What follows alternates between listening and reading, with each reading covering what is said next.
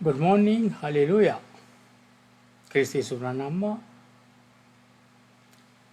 આપ સર્વેનું હું રમેશ તથારુથ અમારી ગુજરાતી બાઇબલ રીડિંગ ચેનલ પર હૃદયથી સ્વાગત કરીએ છીએ. અમારી ચેનલને લાઈક કરો, સબસ્ક્રાઈબ કરો, પોતાના ગ્રુપ કે મિત્ર વર્તુળમાં શેર પણ અવશ્ય કરો.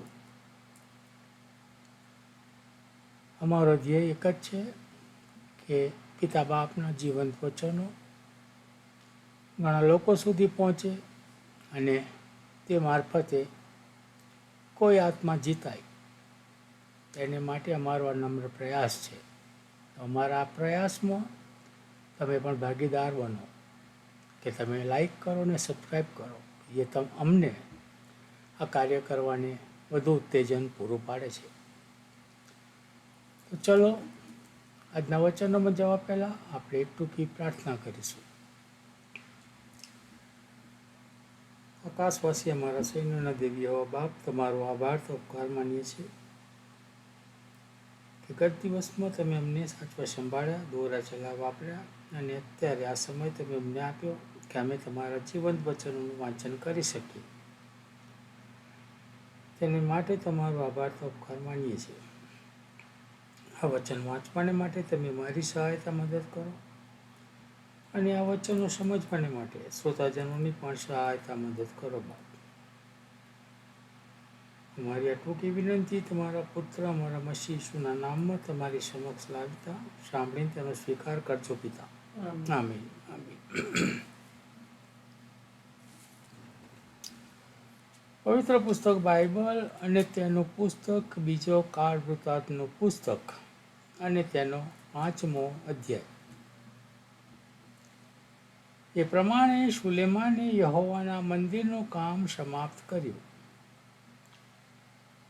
સુલેમાને તેના પિતા દાઉદની અર્પણ કરેલી વસ્તુઓ એટલે રૂપું તથા સોનું તથા સર્વ પાત્રો અંદર લાવીને તેમને ઈશ્વરના મંદિરના ભંડારોમાં મૂક્યા.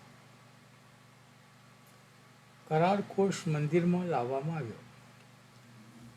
ત્યાર પછી દાઉદનગરમાંથી એટલે શિયોનમાંથી યહોવાનો કરારકોષ લઈ આવવા માટે સુલેમાને ઇઝરાયેલના વડીલોને તથા કુળોના સર્વ આગેવાનોને એટલે ઇઝરાયેલી લોકોના પિતૃઓના કુટુંબોના વડીલોને યરૂશાલેમમાં એકત્ર કર્યા. ઇઝરાયેલના સર્વ પુરુષો 7મા માસના પર્વમાં રાજાની પાસે એકત્ર થયા. ઇઝરાયેલના સર્વ વડીલો આવ્યા ને લેવીઓએ કોષ ઉપાડ્યો. તેઓ કોષની મુલાકાત મંડપને તથા તંબુની અંદરના સર્વ પાત્રોને લઈ આવ્યા. એ વસ્તુઓ લેવી યાજકો લઈ આવ્યા. સુલેમાન રાજા તથા તેની સામે એકત્ર મળેલી ઇઝરાયેલની સમગ્ર પ્રજાએ કોષની આગળ અસંખ્ય ઘેટાં તથા બળદોનું બલિદાન આપ્યું.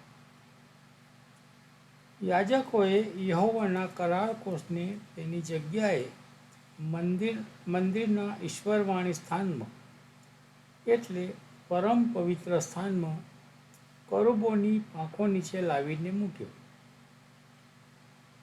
કરુબોએ કોષની ઉપર પોતાની પાંખો પ્રસારેલી હતી. તેથી કરુબોએ કોષ તથા તેના દાંડાઓ પર આચ્છાદન કર્યું. દાંડા એટલા લાંબા હતા કે તેના છેડા ઈશ્વરવાણી સ્થાનની આગળ કોષ પાસેથી દેખાતા હતા, પણ તે બહારથી દેખાતા ન હતા. ત્યાં તે આજ સુધી છે. ઇઝરાયેલી લોકો મિસ્રમાંથી નીકળ્યા ત્યારે હોરેબ કે જ્યાં યહોવાએ તેઓની સાથે કરાર કર્યો, ત્યાં મૂસાએ જે 2 પાટીઓ કોષમાં મૂકી હતી તે સિવાય બીજું કંઈ એમાં નહોતું. પ્રભુનો મહિમા. પવિત્ર સ્થાનમાંથી યાજકો નીકળ્યા. જે સર્વ યાજકો હાજર હતા તેઓએ પોતાને પવિત્ર કર્યા હતા. ને જેઓ પોતાનું વારાનું કામ કરતા નહોતા તેઓએ પણ પોતાને પવિત્ર કર્યા હતા. વળી સર્વ ગાનારા લેવીઓ એટલે આસાફ, હેમાન, યદુથુન તથા તેઓના પુત્રો અને તેઓના ભાઈઓ બારીક શણના વસ્ત્ર પહેરીને ઝાંઝો, સિતાર તથા વીણા લઈને વેદીની પૂર્વે ઊભા હતા.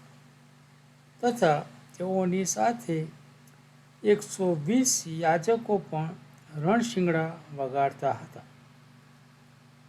અને જ્યારે રણશીંગડાવાળાએ તથા ગાનારાઓએ યહોવાની સ્તુતિ કરવા તથા આભાર માનવા માટે ઉચ્ચ સ્વરથી એક સરખો અવાજ કર્યો, અને જ્યારે તેઓએ રણશીંગડાથી, ઝાંઝોથી તથા વાજિંત્રોથી મોટો નાદ કાઢ્યો ને યહોવાની સ્તુતિ કરીને કહ્યું, તે સારા છે, કેમ કે તેમની કૃપા સર્વકાળ ટકે છે.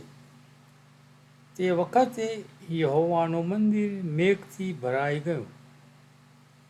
તેથી યાજકો મેઘને લીધે સેવા કરવાને ઊભા રહી શક્યા નહીં, કેમ કે યહોવાના ગૌરવથી ઈશ્વરનું મંદિર ભરાઈ ગયું હતું.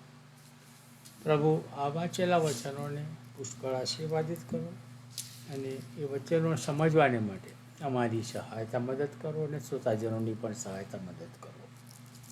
પ્રાર્થના કરીશું. હે આકાશવાસી અમારા પ્રેમા પરમેશ્વર પિતા, અમે તમારો આભાર માનીએ છીએ બાપ કે તમે અત્યાર સુધી સાચવ્યા, સંભાળ્યા. અમારા જીવનોમાં તમે આ સુંદર દિવસ આપ્યો પ્રભુ, અમારું રક્ષણ કર્યું એ માટે તમારો પુષ્કળ આભાર માનીએ છીએ બાપ. પ્રભુ પિતા, જે અત્યારે તમારા સુંદર વચનો વાંચવામાં આવે એમાં પણ તમે અમારી મદદ કરી, એના માટે પણ અમે તમારો પુષ્કળ આભાર માનીએ છીએ. ત્યારે બાપ આ વચનો પર તમારો પુષ્કળ આશીર્વાદ, તમારી કૃપા દેજો. પ્રભુ પિતા, જે વચનો તમારા દીકરા દીકરીઓ સાંભળે છે પ્રભુ, એ દરેકના હૃદયમાં તમે વાત અને વ્યવહાર કરજો પ્રભુ. એ લોકોને વચન સમજવાને પ્રભુ તમે સહાય અને મદદ કરજો. અને આ વચનો દ્વારા કોક આત્મા તમારી ગમ આવે એવું તમે થવા દેજો. એક એક તમારા બાળકોને પ્રભુ તમારા આશીષ અને તમારી કૃપા આપજો. જ્યાં જ્યાં તમારું નામ લેવાય છે પ્રત્યેક જગ્યાએ તમારી હાજરીને તમારી કૃપા આપજો. જે તમારા બાળકો પ્રભુ દૂર છે પ્રભુ, ઘણા લોકો નાશમાં જઈ રહ્યા છે, ઘણા લોકો ભટકી ગયા છે, ત્યારે બાપ આવા બાળકો માટે મેં ખાસ પ્રાર્થના કરી છે કે બાળકોને પ્રભુ તમે તમારા વાડામાં લઈ આવો પ્રભુ. કારણ કે ફસલ પુષ્કળ છે પણ મજૂરો થોડા છે. એ માટે બાપ અમે તમને વિનંતી કરી છે પ્રભુ કે ફસલ વીણવાને માટે પ્રભુ તમે મજૂરો તૈયાર કરો પ્રભુ. એ તમારા પાસે અમે આગ્રહ ભરી પ્રાર્થના કરીએ છીએ. અમારા અમેરિકા દેશની અને અમારા પ્રેસિડેન્ટની પણ તમારા આશીષ અને તમારી કૃપા આપો. બાઇડન સર માટે પણ માગીએ છીએ જે કંઈ અમને બીમારી છે પ્રભુ, ત્યારે તમે તો ડૉક્ટર વૈદ્યોના વૈદ છો પ્રભુ. ત્યારે તમારો પવિત્ર ઘાયલ હાથનો સ્પર્શ કરો. કે તમારું વચન કહે છે કે વિશ્વાસ સહિત કરેલી પ્રાર્થના માદા માણસને બચાવશે, અને જો તેણે પાપ કર્યા છે તો તેને માફ કરવામાં આવશે. ત્યારે આ દીકરાને પ્રભુ તમે સાજાપણું આપો, એ તમે અમે પ્રાર્થના કરીએ છીએ. તમારા બાળકો ઘણા બધા સતાઈ રહેલા છે, એવા બાળકો માટે માંગીએ છીએ પ્રભુ કે એ લોકોના તમે સતત એમની જોડે રહો. તમારો હાથ પ્રભુ તમે એમના માથા ઉપર મૂકો અને તમારી પાંખો તળે સમેટો પ્રભુ. અને પ્રભુ એમને અટસ્ટ રહે તમારામાં પ્રભુ, આગા પાછા ન થાય કે મુશ્કેલી પ્રશ્નથી પ્રભુ બી ન જાય, પણ મક્કમપણે પ્રભુ તમારામાં રહે અને એમનો વિશ્વાસ વધારો, દ્રઢ વિશ્વાસ તમે કરો. એ તો અમે પ્રાર્થના કરીએ છીએ. જે લોકો બીમાર છે તેઓને સાજાપણું આપજો. દુઃખિત પરિવારને તમે દિલાસો આપજો, અને જે ઘરમાં મરણે પ્રવેશ કર્યો હોય એ લોકોના આંસુ તમે લૂંટજો પ્રભુ, અને તમારો આત્મિક દિલાસો તમે પૂરો પાડજો.